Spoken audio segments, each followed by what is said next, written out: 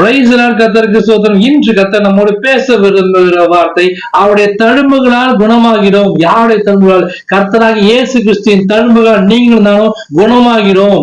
ஏசாயா 53:5 என்ன சொல்றதுன்னா, நம்முடைய மீறுதல்கள் நிமித்தம் அவர் காயப்பட்டு, நம்முடைய அக்கிரமங்களின் நிமித்தம் அவர் நொறுக்கப்பட்டார், நமக்கு சமாதானம் உண்டு பண்ணும் ஆக்கினி அவர் மேல் வந்தது, அவருடைய தழும்புகளால் குணமாகிறோம். ஆமேன். நம்ம கர்த்தருக்கு பிரியமில்லாத செஞ்ச காரியங்கள், மீறுதல்கள், வார்த்தையை மீறி, வசனத்தை மீறி, நீதிக்கு மீறி நம்ம செஞ்ச காரியங்கள் நிமித்தமாக அவர் காயப்பட்டாரு.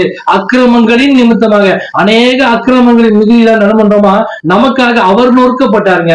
எவ்வளவு வித்தியாசமா காரியம் பார்த்தீங்களா? நம்ம தப்பு பண்ணா, நம்ம குற்றம் பண்ணா, சாபம் பாவம் நம்ம மேலதான் வரணும். ஆனா எல்லாவற்றையும் அவர் எடுத்துக்கொண்டு, அவர் காயப்பட்டு, அவர் நொறுக்கப்பட்டாராம். முக்கியமான விஷயம், நமக்கு சமாதானம் உண்டு பண்ணும் ஆக்கினை அவர் மேல் வந்தது.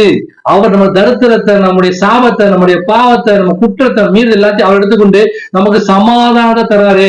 இயேசு கிறிஸ்து பூமிக்கு மரித்து எழுப்பி பரலோகத்துக்கு போகும்போது சொன்ன வார்த்தை, உங்களுக்கு சமாதானம் உண்டாவதாக, என்னுடைய சமாதானத்தையும் உங்களுக்கு கொடுக்குறேன்னு சொல்லிருக்காரு. பாத்தீங்களா? அந்த சமாதானம் உங்களுக்கு எனக்கு வேணுங்கிறதுக்காக என்ன பண்ணாரு? நம்ம ஜீவனையே கொடுத்திருக்காரு. நம்ம ரத்தத்தை சிந்தி உங்களை விலைக்கிறைவா மீட்டிருக்காரு. அவர் காயப்பட்ட கரங்கள், அவருடைய தழும்புகளால் இன்னைக்கு நம்ம குணமாய் கொண்டே இருக்கிறோம். நம்முடைய காரியங்கள், நம்முடைய பாவங்கள் எல்லாவற்றையும் அவர் எடுத்துக்கொண்டு ஒவ்வொரு நாளும் குணமாக்கி நம்மளை ஆசீர்வாதமா வைத்திருக்காரு, சமாதானமா வைத்திருக்காரு.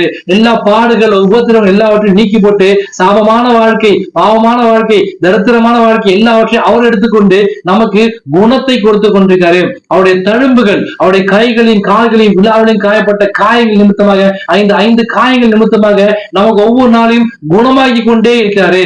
விசுவாசத்தோடு காத்துருங்க. இந்த வசனத்தை பிரகாரம் அறிக்கைங்க, கர்த்தாவே உங்களுடைய தழும்புகளை நாங்க குணமாகிறோம் அப்படின்னு சொல்லி உங்க பலவீனத்தை குறித்து நீங்க கவலைப்படாம, எல்லா பலவீனங்கள், சுகவீனங்கள், வியாதி எல்லாவற்றையும் அவர்கிட்ட ஒப்புடுங்க. அவருடைய தழும்புகளால் நீங்க குணமானீர்கள். விசுவாசம் பெற்றுக் கொள்ளுங்கள். ஆமீன். God bless you.